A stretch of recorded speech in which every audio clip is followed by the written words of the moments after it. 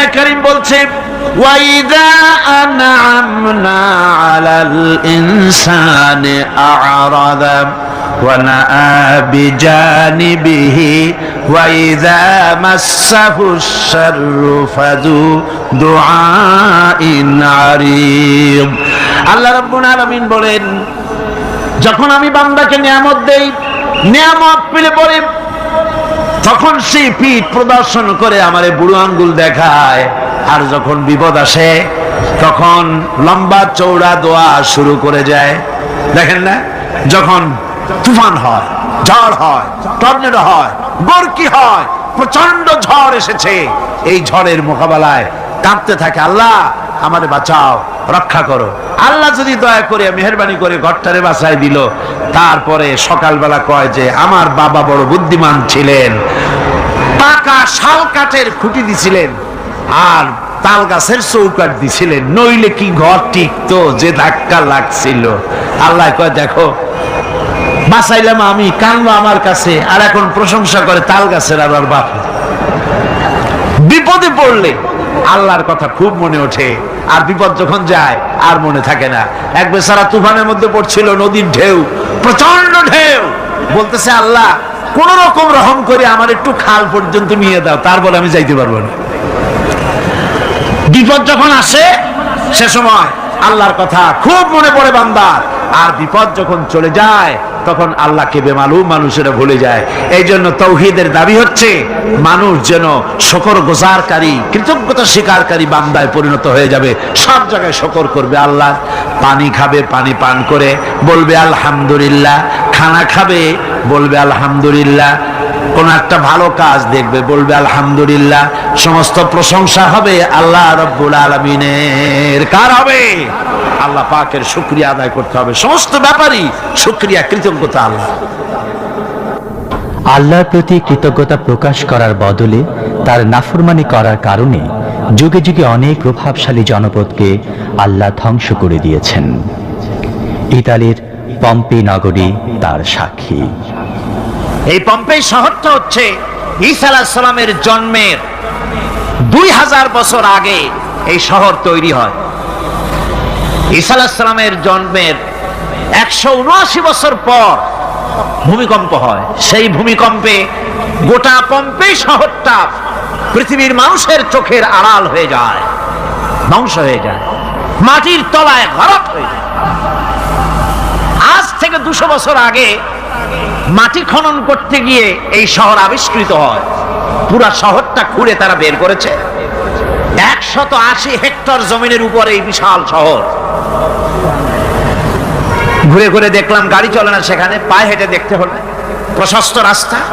আজ থেকে 4000 বছর আগের মানুষেরা রাস্তা বানাতে জানতো পাথর দিয়ে, এবং রাস্তার দুধারে তাদের ছিল ফুটপাত, পানির ব্যবস্থা, নগরায়নের সব রকমের সুযোগ সুবিধা। তারপরে সেখানে বিচারালয়, এরপরে দোকানপাট, বাজারঘাট, সবকিছুর ব্যবস্থা রয়েছে।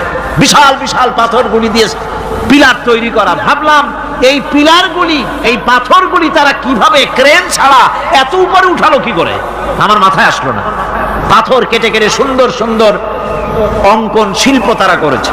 এরপরে ঘুরতে ঘুরতে বাদশার রাজার বাড়িতে গিয়ে ঢুকলাম। সেখানে গিয়ে দেখলাম উলঙ্গ এত মূর্তি পাথরের তৈরি করা। পাথর কেটে কেটে দেওয়ালে যৌন মিলনের এমন কোন অশ্লীল ছবি নাই যা তারা সেখানে তৈরি করে নাই। উলঙ্গ মূর্তি আর উলঙ্গ যৌন মিলনের অসংখ্য ছবি দিয়ে এই এলাকা ভরা। তখন আমি বুঝলাম আল্লাহর গজব হওয়ার কারণটা কি, এই শহরটা মাটির নিচে গরক হয়ে যাওয়ার কারণটা কি। আল্লাহ পাক জেনা ব্যভিচার যে দেশে বেশি হয় আল্লাহ পাক বরদাস্ত করেন।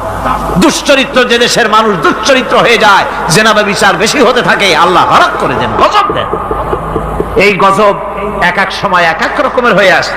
কখনো মাটির নিচে দাবায় দেন, কখনো মহামারী, কোন দেশে কলেরা, কোন দেশে জলোচ্ছ্বাস, কোথাও ভূমিকম্প, আর সর্বশেষ এই জেনা ব্যভিচারের জন্য আল্লাহ পাকের চূড়ান্ত এই যৌনতার অশ্লীলতার জন্য চূড়ান্ত গজব বর্তমান বিশ্বের জন্য এইডস।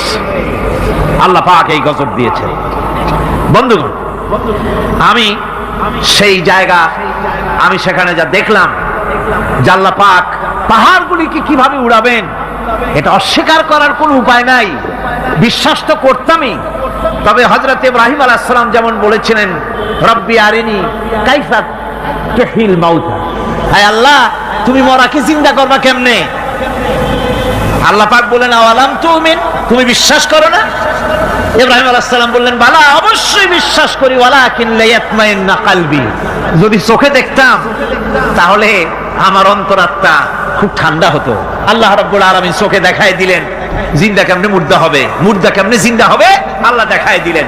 পাহাড় উড়ায় দিবেন আল্লাহ রাব্বুল আলামিন। একথা কলিজার মধ্যে এটার উপর ঈমান বিশ্বাস, কিন্তু আল্লাহ চোখে দেখাইছেন, ঈমান আরো মজবুত হয়েছে, যা ছিল আরো মজবুত হয়েছে। সুবহানাল্লাহ। আল্লাহর ভয়তে কলিজা কেঁপেছে। আমি পাহাড়ের উপরে কেঁদেছি, যার যার হয়ে কেঁদেছি। যুগে যুগে অনেক ভণ্ড নবীর দাবিদার দুনিয়ায় এসেছিল।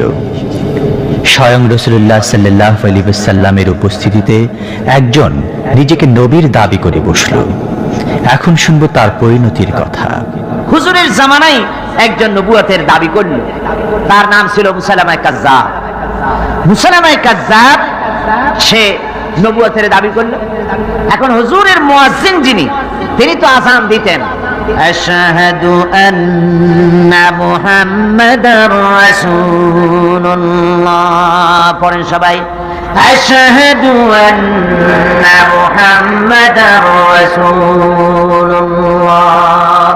আযান আজও আমাদের সমস্ত মসজিদে আযানের আওয়াজ উচ্চারিত হয়, অর্থাৎ আমি সাক্ষ্য দিচ্ছি মুহাম্মদ সাল্লাল্লাহু আলাইহি ওয়াসাল্লাম আল্লাহর রাসূল। মুসাইলামার যে মুয়াজ্জিন ছিল, মুসাইলামা নিজেই জানতো যে আমি নবী না, ফাঁকি দিয়ে বেড়াচ্ছি, আর ওর যে মুয়াজ্জিন সেও বুঝতো যেটা একটা ফাঁকি লোক। সেই জন্য মুসাইলামার মুয়াজ্জিন যে সে আযান দিত, আশহাদু আন্না মুসাইলামাতা ইয়াজআমু আন্নাহু রাসূলুল্লাহ, এ হলো ওদের আযান। ওর ধারণা, ও একথা বলছে যে আমি সাক্ষ্য দিচ্ছি মুসাইলামা ধারণা করে যে সে নবী, এটা হলো ওর আযান। এখন লোকেরা বলছে মুসাইলামা আপনি তো নবুয়তের দাবি করলেন, তো মুহাম্মদ সাল্লাল্লাহু আলাইহি ওয়াসাল্লামকে তার উম্মতেরা বিভিন্ন বাগানে নিয়ে যায় বরকতের জন্য। উনি যে কুয়ার কাছের থেকে যান, পানি না থাকলে কুয়া ভরে যায়, যে বাগান থেকে যান সে বাগানে ফসল কম থাকলে ফসল বেড়ে যায়। আপনি এই ধরনের কিছু কিরামতি মুজিজা আমাদের দেখান, তোমরা আমাদের নেও না, আমি দেখাবো কি করে, নিয়ে যাও। এরপরে যখন আরে নিয়ে যাওয়া হলো, দেখা গেল যে কুয়ার পাশের থেকে নিয়ে যায় সে কুয়ায় পানি থাকলে তা শেষ, যে বাগানে নিয়ে যায় সে বাগানের খেরমা খেজুর থাকলে তাও শুকায় সব শেষ। লোকেরা মনে করলো ওর উম্মতেরা যে কি এক পোড়া কহলে নবী পাইলাম, যে খালি যেখানেই যাই সেখানেই বিপদ, কি মুসিবত। এরপরে লোকেরা ধরলো যে মুহাম্মদ সাল্লাল্লাহু আলাইহি ওয়াসাল্লামের উপরে তো ওহী নাযিল হয়, তো আপনার ওহী কোথায়? কয় অপেক্ষা করো, ওহী আসতেছে। এরপরে সে সূরা কাউসারের সাথে প্যারোডি একটা বানায় বললো যে সূরা একটা এসে গেছে। কি সূরা? কয় যে ইন্না আতাইনাকাল আতাক ফাসাল্লি লিরাব্বিকা ওয়াযাক ইন্না শানিয়াকা হুয়াল আবলাক। এর অর্থ হচ্ছে নিশ্চয়ই আমি তোমাকে আকাক পক্ষী দান করেছি, হুতুম পেঁচা তোমাকে দান করেছি, এজন্য তুমি তোমার প্রভুর উদ্দেশ্যে জোরে সোরে চিৎকার মারো। ইন্না শানিয়াকা হুয়াল আবলাক, নিঃসন্দেহে তোমার শত্রু তারা হচ্ছে শ্বেত এবং কৃষ্ণ বর্ণের। বলেন এর কোনো আগামাথা আছে? বরং এই সূরা যদি কেউ পড়ে, ইন্না আতাইনাকাল আতাক ফাসাল্লি রাব্বিকা ওয়াসআক, তো এই বলতে গেলে তো বমি করে দেবে সে। আল্লাহ রাব্বুল আলামিনের কালাম কি সুন্দর, আর কি এর সাথে কি মিলাইতে আসছে। আল্লাহ রাব্বুল আলামিনের কালাম, তার মাধুর্য, তার লালিত্য, তার ভাষার গাম্ভীর্য, তার গতিময় ছন্দ মানুষকে মোহাবিষ্ট করে, চিত্তাকর্ষক, হৃদয়গ্রাহী, যা মানুষকে মুগ্ধ করে দেয়। আল্লাহ রাব্বুল আলামিনের কালাম কত সুন্দর। والشمس وضحاها والقمر إذا تلاها والنهار إذا جلاها والليل إذا يغشاها। কি সুন্দর মিল একটার সাথে আরেকটা। إذا السماء انفطرت وإذا الكواكب انتثرت وإذا البحار فجرت وإذا القبور بعثرت। আবার দেখুন যেখানে যাবেন সেখানে অপূর্ব মিল। আর রহমান আল্লামাল কোরআন, পড়েন আমার সাথে, আর রহমান আল্লামাল কোরআন খালাকাল ইনসান আল্লামাহুল বায়ান। যদ্দূর পড়েন, যেখানে পড়েন অপূর্ব মিল। এরপরে এই মুসালামায়ে কাজ্জাবকে দুনিয়া থেকে বিদায় করে দেওয়া হয়েছে, জাহান্নামে পাঠিয়ে দিয়েছেন হযরতে ওয়াহশী রাদিয়াল্লাহু তাআলা আনহু, যিনি হযরতে হামজা রাদিয়াল্লাহু তাআলা আনহুকে শহীদ করেছিলেন। তিনি ইসলাম কবুল করার পর দোয়া করেছিলেন, আয় আল্লাহ, আমার এই হাত দিয়ে যে অপকর্ম আমি করেছি, ইসলামের এক শ্রেষ্ঠ ব্যক্তিকে আমি শহীদ করেছি, আমি জানি না, না জেনে এটা আমি করেছি, তুমি আমাকে তৌফিক দাও, এই হাত দিয়ে যেন ইসলামের এক নিকৃষ্ট ব্যক্তিকে আমি জাহান্নামে পাঠিয়ে দিতে পারি। আল্লাহ দোয়া কবুল করলেন। হযরত ওয়াহশী রাদিয়াল্লাহু তাআলা আনহুর নেজার ঘা খাইয়া এই মুসালামায়ে কাজ্জাব দুনিয়া থেকে বিদায় হয়ে জাহান্নামের রাস্তা ধরেছে।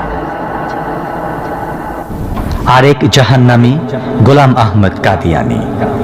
এখন শুনবো এই ভণ্ড নবীর দাবিদারের সাথে ইমাম বুখারী রাহমাতুল্লাহ আলাইহির কথোপকথন।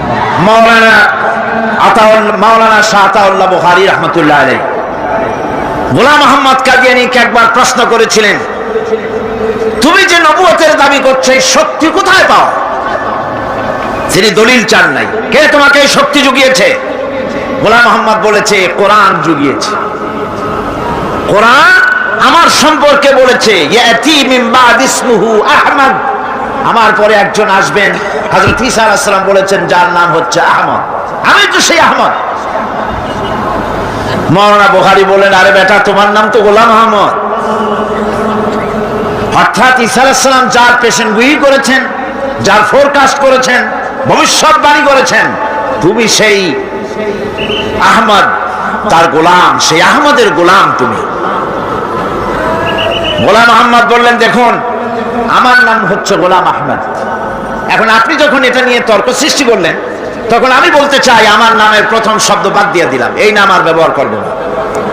আমার নামের প্রথম শব্দ হচ্ছে গোলাম। গোলাম বাদ দিলে আমি আহমদ হয়ে যাই, তাহলে তো আর আপনি আপত্তি করতে পারেন না। মাওলানা বুখারী বললেন, যদি তাই হয়, তাহলে নামের প্রথম শব্দ বাদ দেওয়া যদি জায়েজ হয়, তোমার ফতোয়া নিয়ে আমি আমার নামের প্রথম শব্দ বাদ দিলাম। আমার নাম হচ্ছে আতা আল্লাহ, আমার নামের প্রথম শব্দ বাদ দিলে আমি আল্লাহ হয়ে যাই। আর আমি আল্লাহ হয়ে বলছি, তোর মতো গাধাকে আমি নবুয়ত দেই নাই। এরপরে এই গোলাম আহমদ কাদিয়ানীর মৌত হলো। উম্মতেরা তালাশ করে পায় না, নবী গেল কই। 3 দিন পর দুর্গন্ধের চোটে অস্থির টয়লেটের দরজা খুলে দেখে, জনমের মতো খাইয়া পেট ফুলিয়া শেষ হয়ে গেছে। আমরা অনেক সময় বিবেক বর্জিত হয়ে প্রচলিত ধারায় চলতেই বেশি পছন্দ করি। ন্যায় অন্যায় বিবেচনায় না এনে আমরা ক্ষমতাশালীর সুনজরের জন্য ব্যস্ত থাকি, অথচ আমাদের সব সময় আল্লাহর সন্তুষ্টির জন্য কাজ করা উচিত। এক শ্রেণীর লোক আছে, যে সরকার আছে সেই সরকার কি বলে, আপনার জন্য আমরা তো অপেক্ষা করতেছিলাম। এরা হলো বীরবলের মতো। সম্রাট আকবরের নাম মনে আছেন আপনাদের? তার কত রত্ন ছিল দেখছেন? কেউ কয় 5 রত্ন, কেউ কয় 6 রত্ন। ইতিহাস ভুলবেন না, ইতিহাস মনে রেখেন। নবরত্ন, নবরত্নের এক রত্ন ছিল, নাম হলো বীরবল। সম্রাট বাজারে গিয়েছে, তরকারি দেখতে গিয়ে বেগুন চোখে পড়েছে। বেগুন দেখে খুব লক্ষ্য করে দেখছে। বীরবল বলছে, জাহাপানা খুব পছন্দ নাকি? কয়, দেখতে তো খুবই সুন্দর। বীরবল বলছে, জাহাপানা, এই যে বেগুন, এটার নাম হচ্ছে বাগুন, অর্থাৎ এর অনেক গুণ। এটা যদি ভর্তা করে খান, আপনার মাথার চুল কখনো উঠবে না। এটা যদি ভাজি করে খান, আপনার স্বাস্থ্য ক্রমেই ভালো হবে। এটা যদি আপনি তরকারি মাছের সাথে মিলায় খান, আপনার রাজত্ব আরো দীর্ঘায়ু হবে। এই রকমের অনেক ফজিলত বয়ান করলো। তারপরে বলে, ঠিক আছে, কেন? ওগুলি কেনা হইলো, ভুক রান্না হইলো, জনমের খাওয়া খাইলো আকবর। এখন বেগুন জন্মের খাওয়া খাইলে যা হয়, টয়লেট রিজার্ভ। মেজাজ খারাপ সম্রাটের। বীরবল এসে দেখে মেজাজ স্ট্রং হয়ে আছেন, বাদশা জাহাপানা কি হয়েছে? আরে বেটা তুমি কি তরকারির ফজিলত বয়ান করলা, আমার তো পেটের ব্যথায় অস্থির। কয় হুজুর এই একটা তরকারি নাকি, ওটার নাম তো বেগুন, ওর কোনো গুণই নাই। এটা খাইলে পরে গাখাউজ হয়, পাচড়া হয়, এক্সিমা হয়, ব্রঙ্কাইটিস হয়, নিউমোনিয়া হয়। এটা খাইলে পরে কত লোক মারা গেছে কলেরা বসন্ত হইয়া। এটা একটা তরকারি? আকবর কয় সর্বনাশ, আমার তো পেটের ব্যথা সেরে গেছে তোমার এই বক্তৃতা শুনে। বলে কিরকম? কালকেই বেগুনের এত ফজিলত বর্ণনা করলে আর আজকেই বেগুনের এত কুচ্ছা বলছো তুমি, একই মুখে দুই রকম। বীরবল বলছে জাহাপানা কিছু মনে নেবেন না, আমি তো বেগুনের চাকরি করি না, আমি তো জাহাপানার চাকরি করি। কালকে আপনি বলেছেন বেগুন দেখতে সুন্দর, আমার পক্ষে যদ্দূর সম্ভব ফজিলত বয়ান করেছি। আজকে আপনি বলছেন বেগুন খারাপ, আর আমি কি খারাপ খারাপরে ভালো কইয়া আমার কল্যাণটা হারাবো নাকি? আমার দেশের সচিব থেকে শুরু করে সর্বস্তরের অফিসারদের বলবো, সরকারকে খুশি করার জন্য ইসলামের বিরুদ্ধে পদক্ষেপ নেবেন না, ইসলামের পক্ষে থাকুন। এই কথা কখনো ভুলে যাবেন না। আল্লাহ রাব্বুল আলামিন আপনাদেরকে সিংহের মতো, আপনাদেরকে ব্যাঘ্রের মতো ইমানি মজবুতির সঙ্গে ইমানের দায়িত্বের সাথে সরকারি দায়িত্ব পালনের তৌফিক আমার আল্লাহ যেন দান করেন, দোয়া করি। আর ঘরকে হেফাজত করো। কাজী যার ঘর আমি তাকে বলে এসেছি, তার যদি দায়িত্ব থাকে তিনি নিশ্চয়ই ওটাকে হেফাজত করবেন। আমার যেটার দায়িত্ব সেই উট ভেড়াগুলি তুমি ফিরায় দাও। আল্লাহ পাক তখন আব্রাহার হস্তি বাহিনী ধ্বংস করলেন, বাইতুল্লাহকে হেফাজত করলেন। মহান রাব্বুল আলামিন সকল ক্ষমতার উৎস, অথচ আমরা বারবার ভুল করি। এ সম্পর্কে বলছেন মাওলানা দেলোয়ার হোসাইন সাঈদী। মুসলমানের জীবনে শ্রেষ্ঠ স্লোগান নারে তাকবীর। আসতে কইলেন কেন?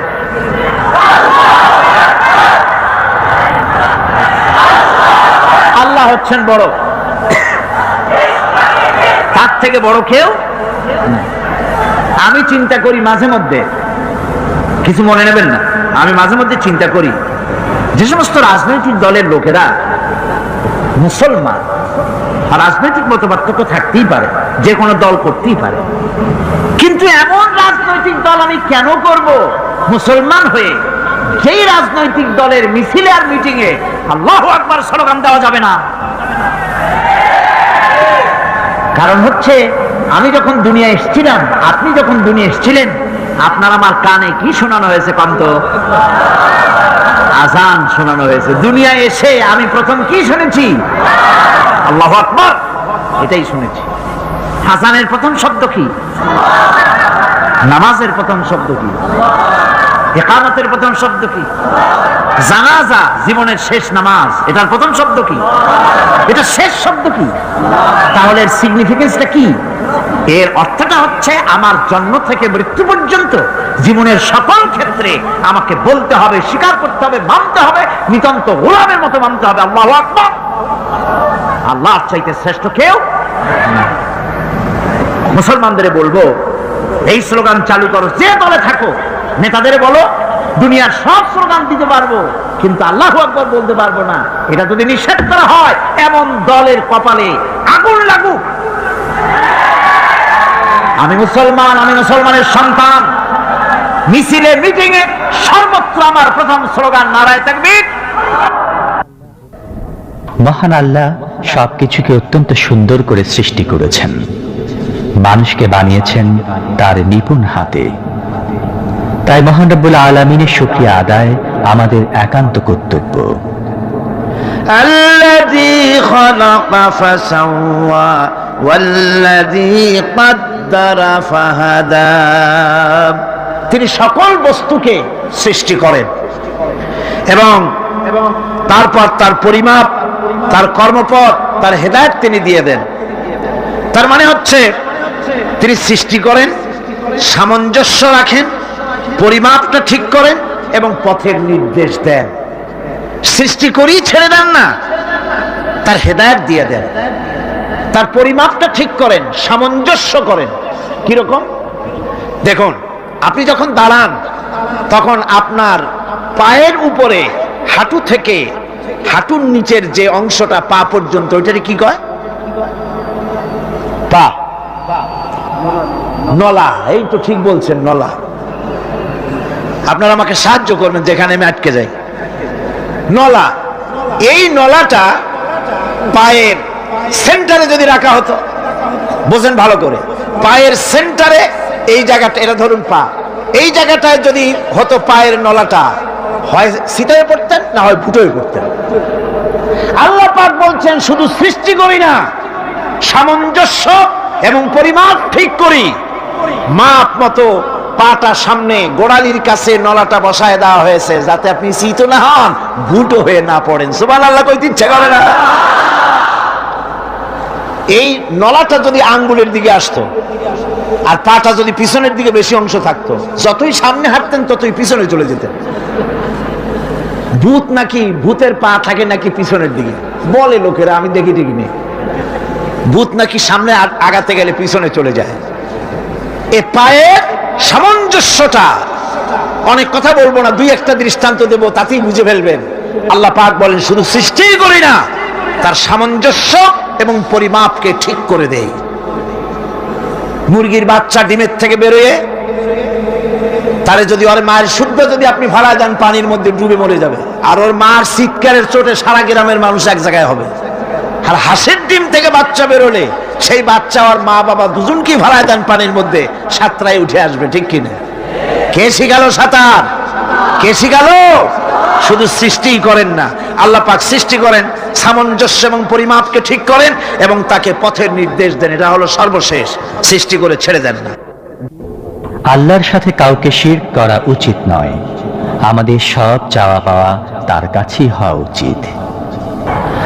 আল্লাহর কাছে বলুন, আমার বন্ধুগণ, আমি আমার ইমান থেকে কথা বলি, আমি আমার ইমান থেকে কথা বলি। কোরআন এবং হাদিস পড়ে যতটুকু আল্লাহ বোঝার তৌফিক দিয়েছেন, সেই কথাগুলি পেশ করার জন্য চেষ্টা করি। বন্ধুগণ, এদিক ওদিক কোনো দিকে না ঘুরে মসজিদে যান, মসজিদে গিয়ে নামাজ পড়েন, আর আল্লাহর কাছে হাত পেতে আল্লাহরে বলেন। সেজদা গিয়া যখন রব্বুল আলামিনের দরবারে কিছু চাইবেন, হুজুরের কাছে জিজ্ঞেস করা হয়েছে, হুজুর, বান্দা কখন আল্লাহর নিকটবর্তী হয়ে যায়? আল্লাহর নবী বলেছেন, বান্দা যখন সেজদা দেয় তখন বান্দা একেবারে আল্লাহ পাকের কাছে চলে যায়। আল্লাহর কাছে চান, যা দরকার, ছেলে নাই, মেয়ে নাই, বউ নাই, অথবা চাকরি নাই, প্রমোশন চাই, ব্যবসায় উন্নতি চাই, যা দরকার কাকে বলবেন? মনটাকে পরিষ্কার করুন, আজকে মনটাকে সাফ করুন, সমস্ত দুর্বলতা থেকে মনকে উঠায় আনো, বিশ্বাস করুন, যা চাওয়া যা বলা সবটা আল্লাহর কাছে। কার কাছে? আমি তার গোলাম। আমি কার গোলাম? আল্লাহ ছাড়া কারো কাছে আমার অভিযোগ তুলবো না, সবটা বলবো আল্লাহর কাছে। বলে দেখেন, বলে দেখেন আল্লাহ পাক কিভাবে আপনাকে সাহায্য করেন। সুবহানাল্লাহ। ভাইরা আমার, আল্লাহ রাব্বুল আলামিন রাসূল করিম সাল্লাল্লাহু আলাইহি ওয়াসাল্লামকে বলেছেন, ফাইদা ফারাগতা ফানসাব ওয়া ইলা রাব্বিকা ফারগাব। যখন তুমি খালি হাত হয়ে যাবে, দাঁড়িয়ে যাবে এবং তোমার রবের কাছে মিনতি জানাবে, কিছু যখন থাকবে না, তোমার রবের কাছে দাঁড়ায় যাও আর তার কাছে মিনতি জানাও, তোমাকে আল্লাহ ভরপুর করে দিবেন। ভান্ডের কোনো অভাব নাই। আমাদের ভান্ড হচ্ছে যত দেব তত কমবে, আর আল্লাহর ভান্ড যত দেয় তত সমান সমান থাকে, মোটেই কমে না, মোটেই কমে না। সুতরাং দয়াল বাবা, বাবাজান, কেবলাজান বাবা কি যে কবে আর কি করবে দিশা করতে পারে না। গান বাজনা, তারপরে গোসল শরীফ, কি জানি হাবিজাবি শরীফ, কোন শেষ বেদাত দিয়ে ভরে গেছে। এগুলি বিশ্বাস করবেন না, বিদআত খারাফা, এর সাথে মুসলমানের কোনো সম্পর্ক নাই। গান বাজনার সাথে মুসলমানের কোনো সম্পর্ক। হাতে কতগুলো ঢোল নিয়ে তারপরে মাজারের কাছে গিয়ে ঢোল বাজায়, কবরের কাছে মাথায় কতগুলো চুল, দাঁতে ময়লা, মোষগুলা ঠোঁট দুইটা ঢাইকিয়া দাড়ির কাছে এসে পড়ছে। হায় হায় রে, এই রকমের মোষ আমি মাঝে মধ্যে চিন্তা করি যে দই খায় কেমনে এরা, গাঁজা মদ খাইয়া এগুলো মাজার মধ্যে গিয়ে পড়ে থাকে, আর কি জানি আছে ওইটারে ঘষে আর বলে মদিনা যাব কেমনে, মদিনা যাব কেমন। তুই মদিনা যাবি কেমনে? মদ খেয়ে গাঁজা খেয়ে তুই যাবি মদিনা, একটা কথা হইল? তোর নাপাক কদম আল্লাহ পাকের আরদে মুকাদ্দাসে উঠতে পারে না।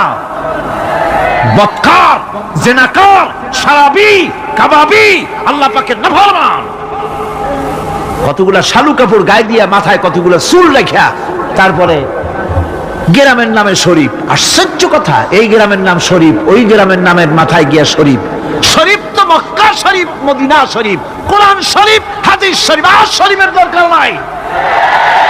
শরীফের জাত মারছে গ্রামে গ্রামে শরীফ লাগাইয়া, কর্ণফুলী শরীফ, চন্দ্রকোনা শরীফ। আশ্চর্য কথা, শরীফ শব্দের একটা ইজ্জত থাকা উচিত, ঠিক কিনা কন? আপনাদেরকে সতর্ক হতে হবে। আনুগত্য এবং গোলামি সকল ব্যাপারে আল্লাহ পাকের করতে হবে, চাইতে হবে কার কাছে? আল্লাহর কাছে। আমার এই কথা আপনাদের মনে আছে কিনা জানি না, সম্রাট শাহজাহানের সময় এক ফকির, এক ভিক্ষুক ভিক্ষা করে বেড়াতো। 70-80 বছর বয়স হয়ে গিয়েছে। এক লোক বলছে, সারা জীবন তো তোমারে ছোটবেলা থেকে ভিক্ষা করতে দেখলাম। সে বলল, মানুষের দেয় তো 2 পয়সা 1 পয়সা, ভিক্ষা ছাড়া করবোটা কি? লোকটি বলল, তোমার একটা পরামর্শ দেই, একদিন সম্রাটের কাছে গিয়ে যে দেখো, একবারে যা দেবে খাইয়া কুলাইতে পারবে না। সম্রাট শাহজাহান কোথায় আছে এখন? দেখো গিয়া মসজিদে আছে। লোকটি মসজিদের বাইরে গিয়ে দেখে সম্রাট একা হাত তুলে বসে আছে, চোখ থেকে পানি পড়তেছে দর দর করে, দাড়ি ভিজে জামায় পড়তেছে। বহুক্ষণ দাঁড়িয়ে আছে। এরপরে সম্রাট তার মুনাজাত শেষ করে বেরিয়ে আসছেন। ফকিরের সঙ্গে দেখা। ফকির বলল, আসসালামু আলাইকুম। তিনি বললেন, ওয়ালাইকুম আসসালাম ওয়া রাহমাতুল্লাহ। ফকির রওনা করেছে। বাদশা বলছে, তুমি তো একজন ভিক্ষুক মানুষ বলি মনে হয়, আমার কাছে তো কেউ কিছু না চাইয়া যায় না, তুমি যে কিছু না চেয়েই চলে যাচ্ছ। ভিক্ষুক বলছে, জাহাপানা, সত্যি কিছু চাইতে এসেছিলাম আপনার কাছে, কিন্তু আপনার অবস্থা দেখে আমার জ্ঞানের চোখ খুলে গেছে। আমি দেখতে পেলাম, আমি যে সম্রাটের কাছে ভিক্ষা চাইতে আসলাম, আমি তো শুধু তাকায় আছি, আমি তো কান্দি না, বরং আমি যার কাছে চাইতে এসেছি তিনি আমার চাইতে আরো নগণ্য ভিক্ষুকের মতো হয়ে কার কাছে যেন হাত পেতে চোখের পানি ফেলে কান্দে। মনে মনে ভাবলাম, সম্রাট কান্দে যে সম্রাটের কাছে, ওই আল্লাহ ছাড়া জীবনে কারো কাছে কিছু চাইব না। আল্লাহর কাছে চাওয়ার অভ্যাস করুন, তিনি দিতে পারেন, সবকিছু তার আছে। এই বিশ্বাস মনের ভিতরে জমাতে হবে, তাহলেই সত্যিকারের মুসলমান আমরা হব। আল্লাহ পাক সত্যিকারের গোলাম আমাদেরকে বানাবেন। আমরা বলি আমিন। আল্লাহর পথে কোনো কাজ গোপনই করা ভালো, মানুষকে প্রদর্শন করে বেশি পুণ্য লাভ হয় না। আল্লাহ পাক বলছেন, ইয়া আইয়ুহাল্লাযীনা আমানু আনফিকু মিন তাইয়্যিবাতি মা কাসাবতুম ওয়া মিম্মা আখরাজনা লাকুম মিনাল আরদ। তোমরা যে উপার্জন করেছো, সেই উপার্জনে তোমাদের জন্য যা উপার্জন করেছো তাই, আর মাটির ভিতর থেকে আমি যা তোমাদের জন্য দিয়েছি তার থেকে ভালো জিনিস, ভালো ভালো জিনিস আমার রাস্তায় খরচ করো। এটা কার অর্ডার? আল্লাহর অর্ডার। আর খরচ করার জন্য ওয়ালা তায়াম্মামুল খাবিসা মিনহু তুনফিকুন, খরচ করার জন্য বাইসা বাইসা খারাপ জিনিসগুলি খুঁজে বেড়াইও না, ভালো জিনিসগুলি আমার রাস্তায় খরচ করো। আর যতদূর সম্ভব গোপনে দিও, যতদূর সম্ভব দান গোপনে করো। মানুষকে শুনায়ও না অমুক জায়গায় দিলাম, বা মানুষকে দেখায় দিও না। কোন কোন শহর আছে কোরবানির সময় বিরাট গরু কেনা হয়, সেই গরুর গলায় মালা দিয়া তারপরে শহরে রাস্তায় রাস্তায় ঘুরানো হয়। অমুক মিয়া সাহেব এই গরুটা কোরবানি করবে, এরকম চিটাগংয়ে হয় না, অন্য অন্য জেলায় হয়। জি, এখানেই বেশি হয়। তাই? আশ্চর্য কথা। তাহলে তো উচিত, এরকম যদি উদ্দেশ্য হয় তাহলে বড় মিয়াও গরুর সাথে একসাথেই হাঁটা উচিত, লোকেরা বুঝুক কোন বড় মিয়া আর কোন বড় গরু। আপনি এটা করলেন কি জন্যে? এই কাজটা তো নিন্দনীয় কাজ। আর প্রতিযোগিতামূলক কোরবানি করা, প্রতিযোগিতামূলক 35,000 টাকার গরু কোরবানি করা হলো, মানে নাই। মানুষকে শুনাইয়া, মানুষকে দেখাইয়া যদি করা হয় কোনো ফল পাওয়া যাবে না। আমার বন্ধুগণ, আল্লাহ রাব্বুল আলামিন বলছেন মানুষকে দেখাবার জন্য দান সদকা করো না। ইন তুবদুস সাদাকাতি ফানি'ম্মা হিয়া ওয়া ইন তুখফুহা ওয়া তু'তুহাল ফুকারা ফাহুয়া খায়রুল লাকুম ওয়া ইউকাফিরু আনকুম মিন সাইয়্যাতিকুম। প্রকাশ্যভাবে খরচ করলে তা ভালো, আল্লাহ পাক বলছেন প্রকাশ্যভাবে খরচ করলে তা ভালো, কিন্তু গোপনে দান করা সবথেকে উত্তম।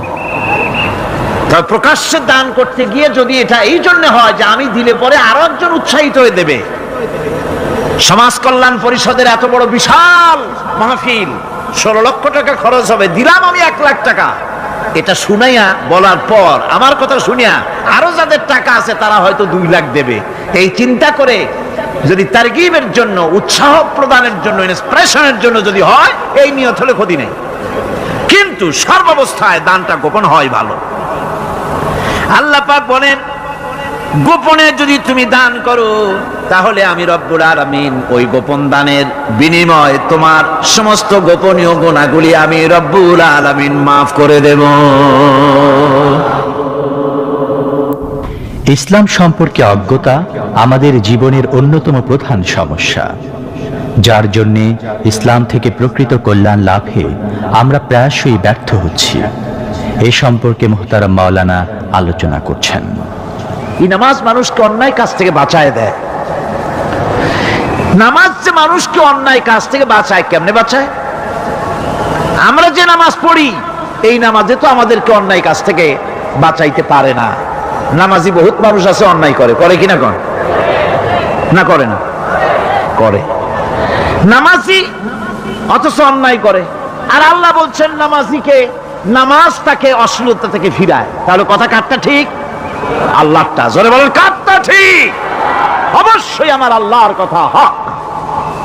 আমি ভুল করতেছি, আমি যেন কোথাও ভুল করতেছি, সামথিং ইজ রং, কোথাও যেন আমরা ভুল করে বসতেছি, সেই ভুলটা কি আমরা আবিষ্কার করতে চেষ্টা করবো ইনশাআল্লাহ। প্রথম যে কথাটা সেটা হচ্ছে এই যে আমরা যা নামাজে পড়ি আমরা তা বুঝি না। কথা ঠিক কিনা? আমি যদি এখন প্রশ্ন করি সামি আল্লাহু লিমান হামিদা অর্থ কি কন, ফার্স্ট ডিভিশনে কয়েকটা লেটার নিয়ে ফেল করবেন এরকম লোক আছেন না নাই? সুবহান রাব্বিয়াল আলা অর্থ কি জানি না, সুবহান রাব্বিয়াল আযীমের অর্থ কি জানি না, দোয়া কুনুত অর্থ কি জানি না, তাশাহুদ অর্থ কি জানি না, সূরা ফাতিহার অর্থ কি জানি না, এমন কি উযুর মধ্যে কয়টা ফরজ তাও অনেকের জানা নাই। কথা কি বেশি বললাম না ঠিক বলছি? একজনে জিজ্ঞেস করলো মিয়া উযুতে কয় ফরজ? কয় হুজুর কি মনে করেন যে বুঝি জানি না? এটা তো সাধারণ ব্যাপার, বলেন না কয় ফরজ? কয় উযুতে তো 17 ফরজ। কি কি? কয় হাত ধোয়া, পা ধোয়া, মুখ ধোয়া, নাক ধোয়া, চোখ ধোয়া, জিহ্বা ধোয়া, মাথা ধোয়া। বলতে বলতে গুনে দেখা গেল প্রায় 19টার মতো বলছে। বলা হলো মিয়া বললেন আপনি উযুতে ফরজ 17টা, কইলেন আপনি 19টা। কয় হুজুর জানি আরো, বলি না আপনাদের ভয়তে। উযু জানে না, নামাজ জানে না, তাকে এই নামাজ কেমনে ফিরাবে অন্যায় কাজ থেকে? কথা বুঝতে পেরেছেন? নামাজে কি পড়ি? নামাজে দাঁড়ায় গেলাম, আল্লাহু আকবার অর্থ কি?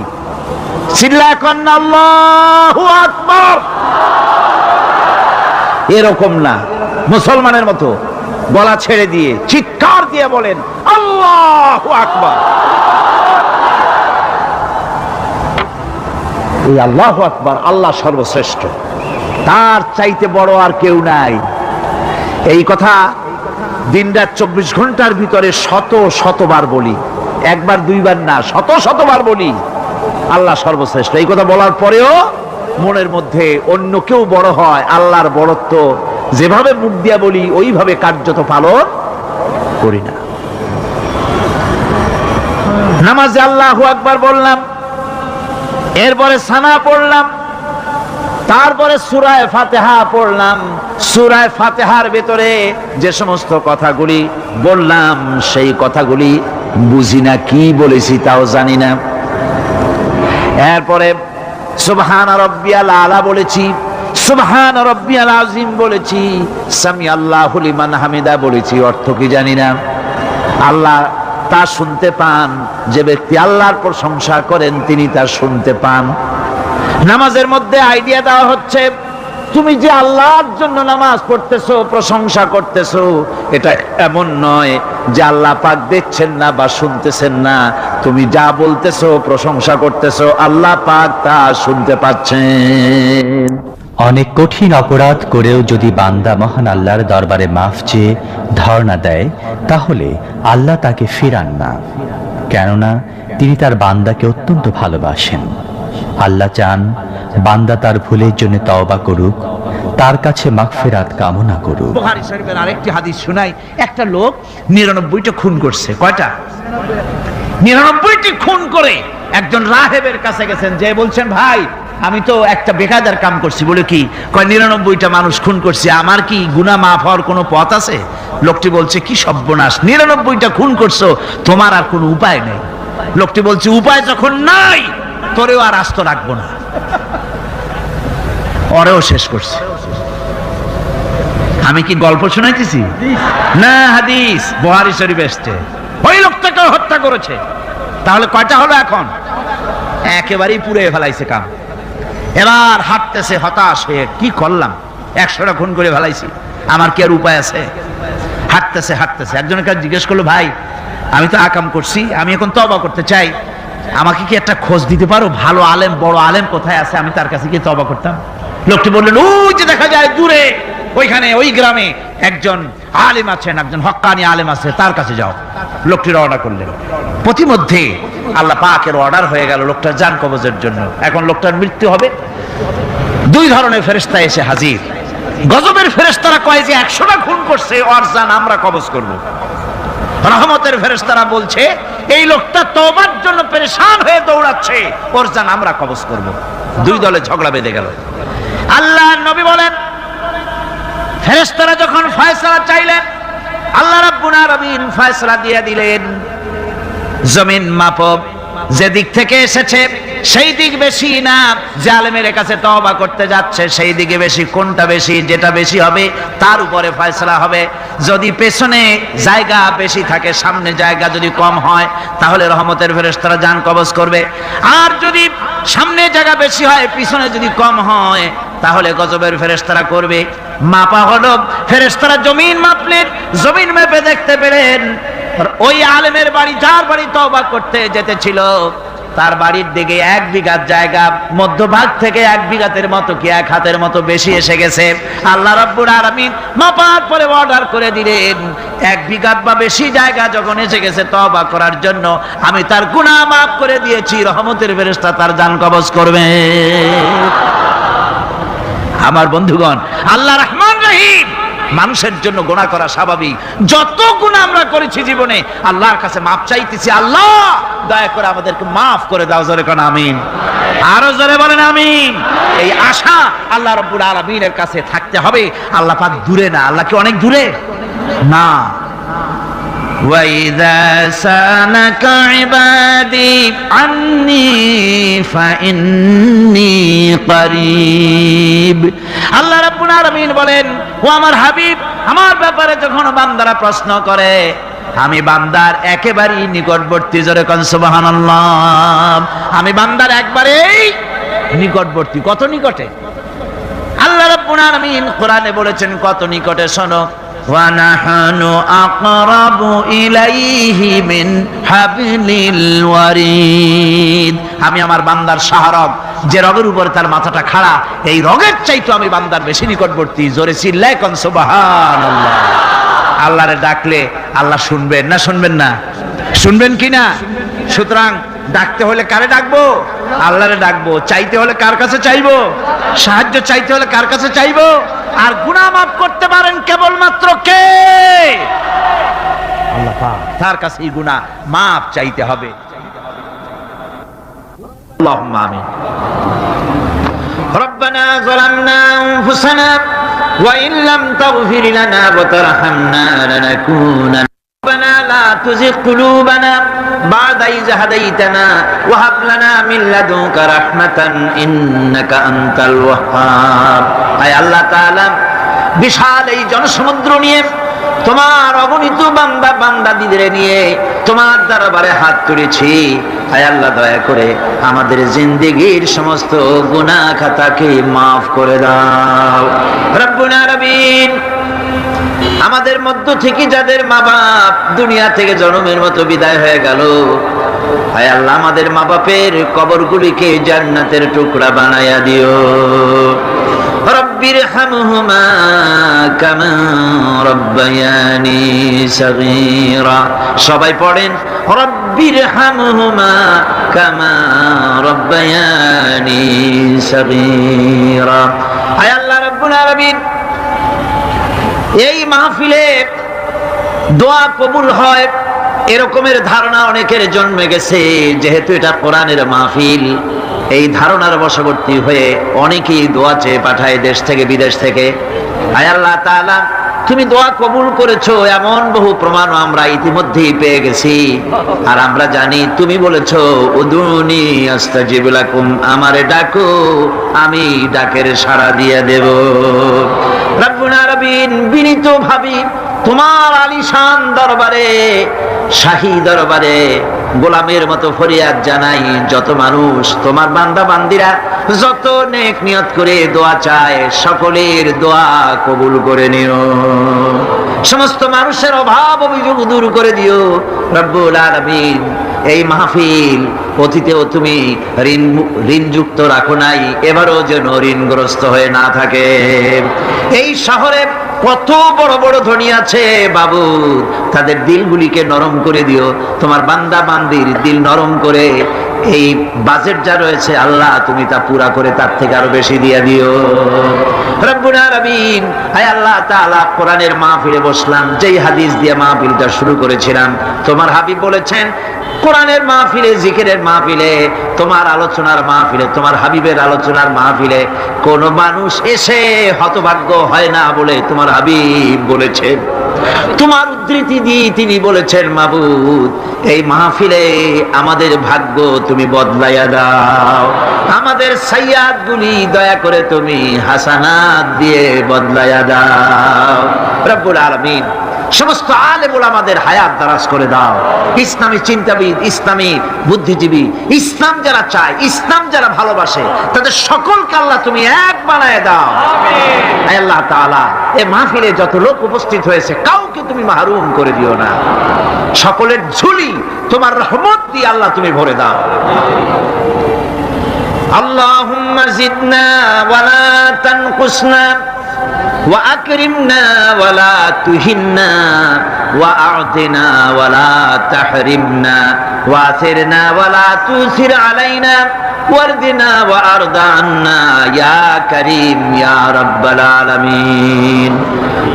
ربنا تقبل منا إنك أنت السميع العليم وتب علينا إنك أنت التواب الرحيم. سبحان ربك رب العزة عما يصفون وسلام على المرسلين الحمد لله رب العالمين بحق لا إله إلا الله محمد رسول الله.